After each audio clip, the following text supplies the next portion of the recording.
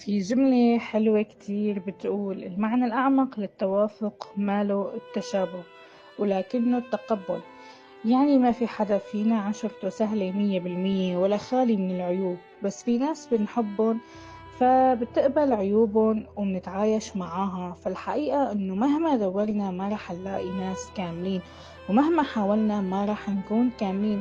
دائما رح نلاقي في اللي قدامنا صفات صعبة، ودائما اللي قدامنا رح يلاقي فينا لخبطة وصعوبة.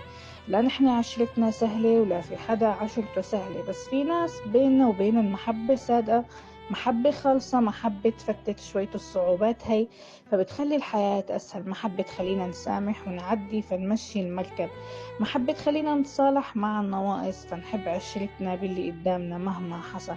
المحبة والحنية بتدوب أي خلاف واختلاف، وبتخليك تشوف اللي قدامك ما في منه اتنين، وعشرته مثل العسل على قلبك.